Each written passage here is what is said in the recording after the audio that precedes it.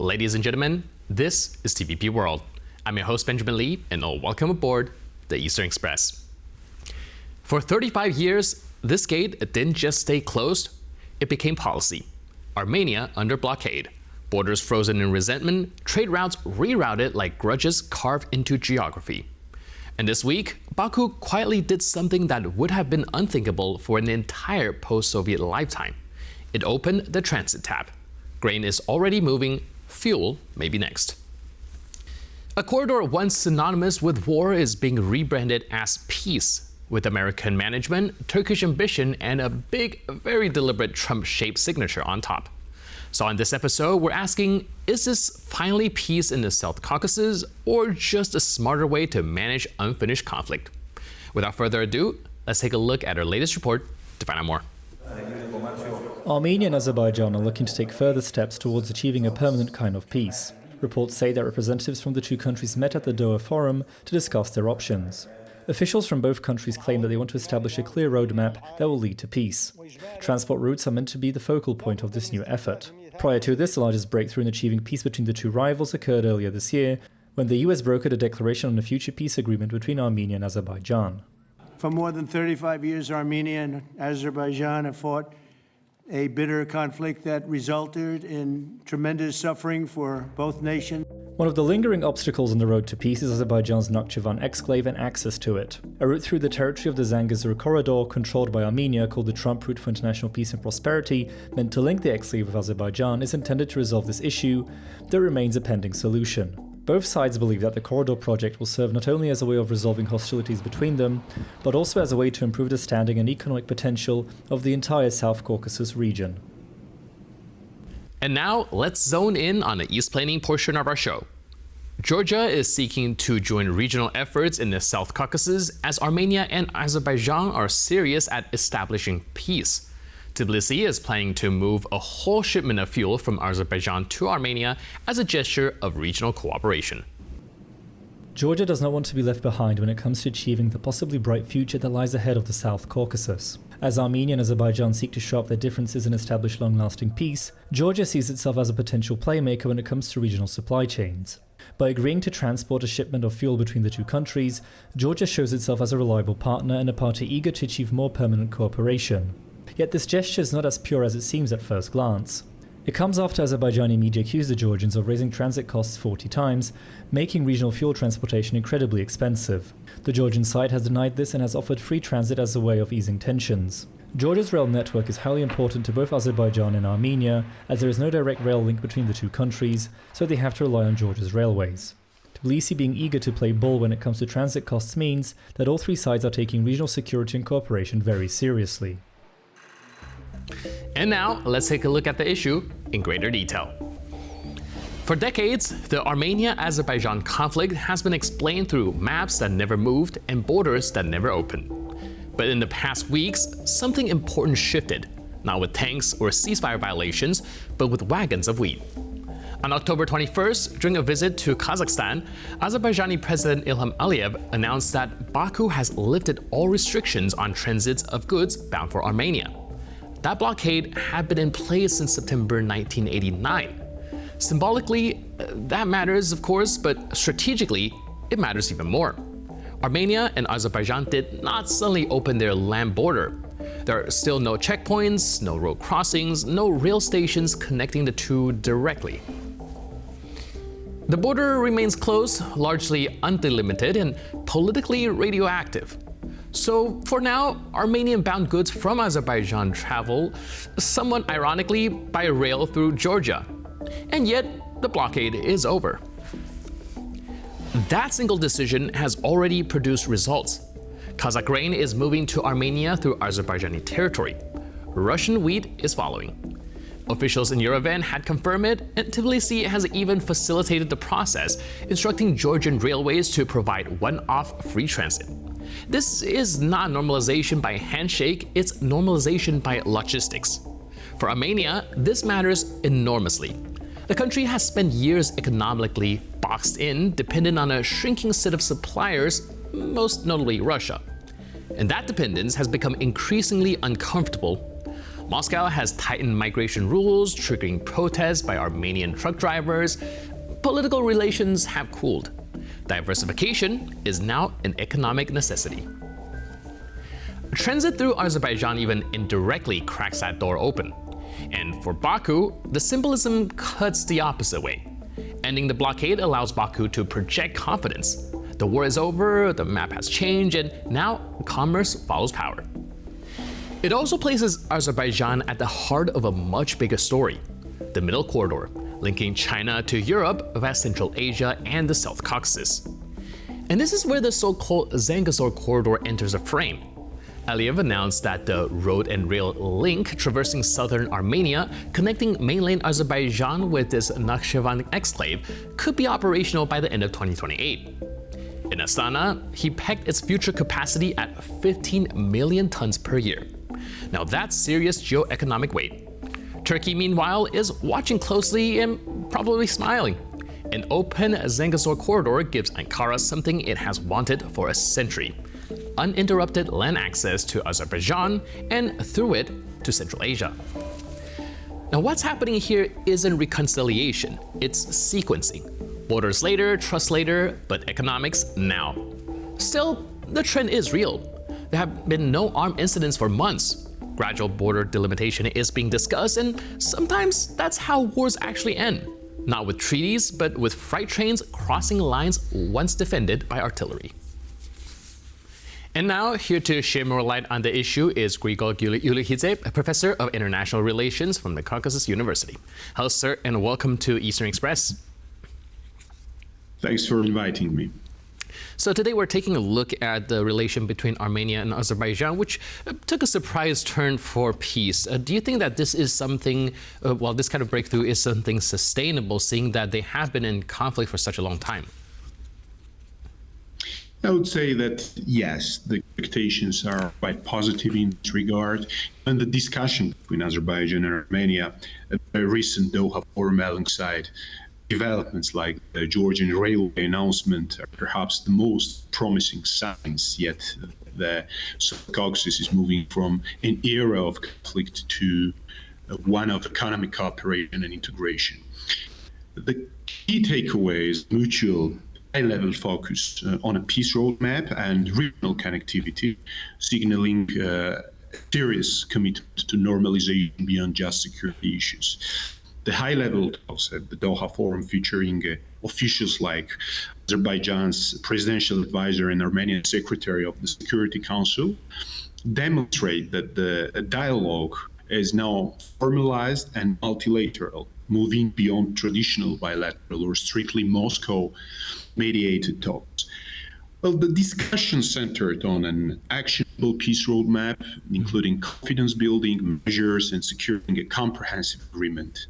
This shows the transition from negotiating the war's aftermath to actively constructing a peaceful future. In this regard, the international route for peace and prosperity, which is the current designation for what was formerly discussed as the Zangezur Corridor, is the linchpin. Officials stressed economic and strategic value, not as a geopolitical tool, but as an engine for development. Reestablishing these transport links will dramatically ease transit across the region. For Armenia specifically, it opens new channels for trade and investment, lowering logistical costs and integrating it to regional and global supply chains. For Azerbaijan, it provides a crucial land connection to Nakhchivan. And I would say that this is a classic case where economics is driving peace. The announcement by Georgian Railway to transport fuel from Azerbaijan to Armenia is a powerful, tangible signal of regional solidarity and neutrality. And this move is a significant confidence-building measure. While the Doha Forum discussions and related initiatives like Trade Corridor and Georgia's fuel transport offer represent a promising step toward economic integration in the South Caucasus, I would say that not all regional actors share this optimism. Countries that view this platform as contrary to their national interests are Iran and the Russian Federation. Right. You laid out a very good reason why, for pragmatic and for economic reasons, it is good for these two parties to see peace. But we're also looking at decades of feud and tensions in the border as well. Do you think that these confidence-building exercises that you mentioned will be able to reconcile some of the differences, or do you think that these underlying tensions stating from history is going to re-emerge and resurface at some point? Not quickly and not, I would say, without hardships, because as I mentioned, Iran and the Russian Federation are directly interested in ruining this project and the confidence buildings, because it directly affects their national interests. For example, Iran perceives the trade corridor running along its border with Armenia as a direct threat to its territorial integrity and strategic positioning. Their route could effectively sever or complicate Iran's physical access to Armenia, a key ally, by creating an extraterritorial transit zone that weakens Armenian sovereignty over Sunni province. This would undermine Iran's north-south international transport corridor, a vital trade artery linking it to Europe via Armenia, potentially costing Tehran lucrative transit space and geopolitical leverage over Azerbaijan. And as for Russia, Russia sees evolving this framework, including the Doha talks and trip, a deliberate sidelining of its traditional mediation role in the region, which erodes its influence as a security guarantor for Armenia through the Collective Security Treaty Organization, plus the U.S. involvement grants exclusive development rights for 29 years, bypassing Moscow's proposed oversight and diverting trade flows away from Russian territory to Western aligned rules.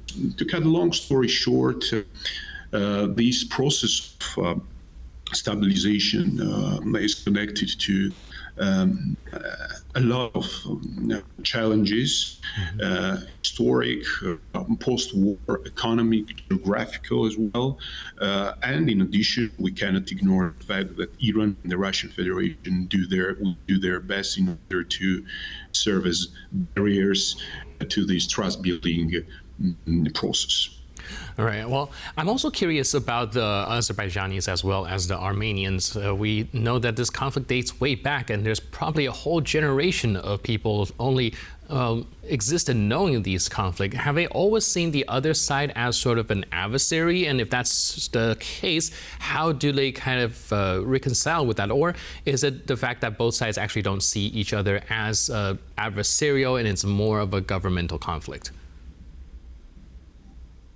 That's the inter-nation conflict, I would say, because the generations were educated on the basis of hatred towards each other. That's the biggest challenge.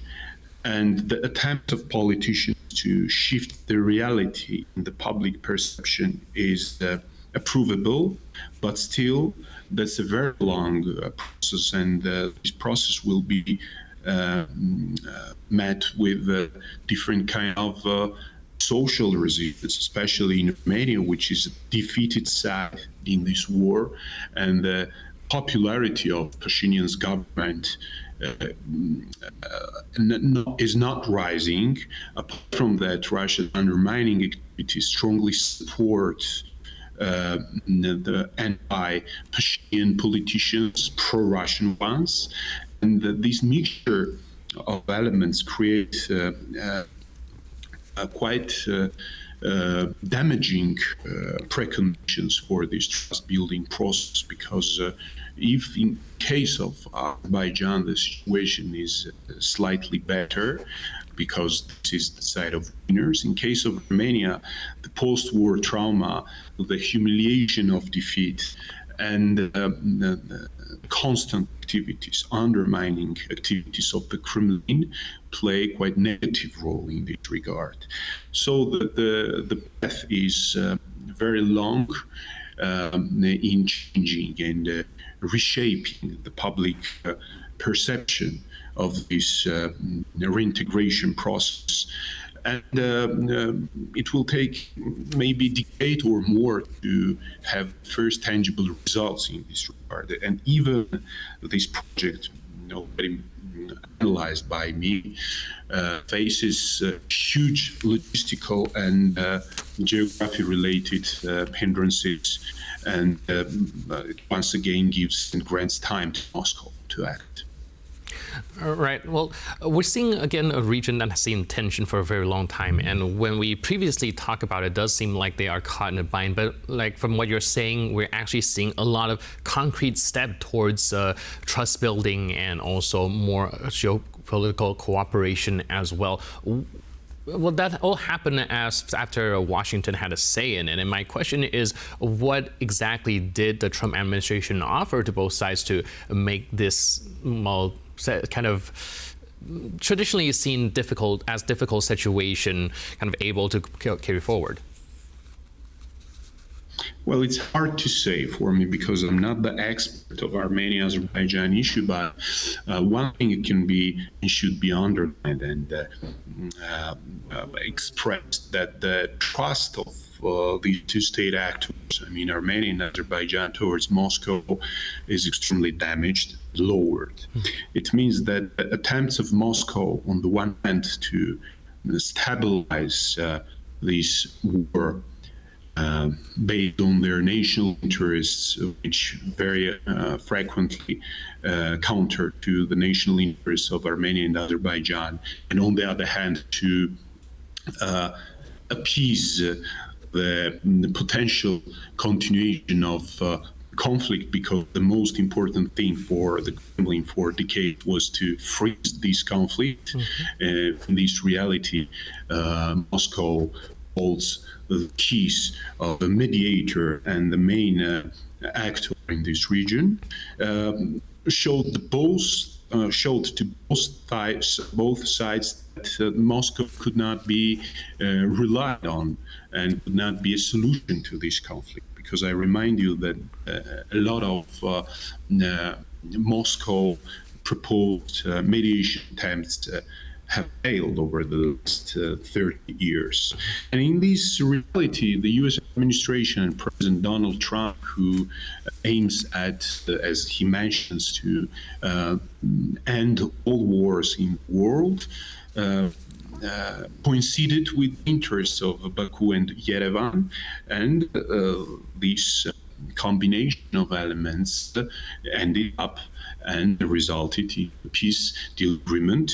But of course, once again, I repeat that it is not guarantee in this very unpredictable geopolitical area that the peace will and economic prosperity will prevail. Right, so we are looking at a situation that is somewhat optimistic, however, very fragile. We'll have to see how that develops. But in the meantime, thank you so much for your input and insight. Thanks for being with us on TVP World. My pleasure.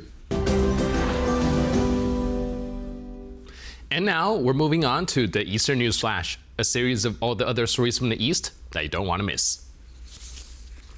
Volodymyr Zelensky's image within Ukraine has taken a hit. Although he is still the leading candidate in presidential polls, only a fifth of Ukrainians would vote for him. The Ukrainian president has not escaped the ongoing scandals surrounding Ukraine's energy sector unscathed. As it turns out, his popularity among Ukrainians has taken a hit according to a recent poll. Prior to the energy scandal involving Zelensky's allies and government officials, some 24% of Ukrainians said they would vote for the incumbent, yet now only 20.3% claim they would do so. Many voters also said that they were not sure who they would vote for should presidential elections be held in the war-torn country.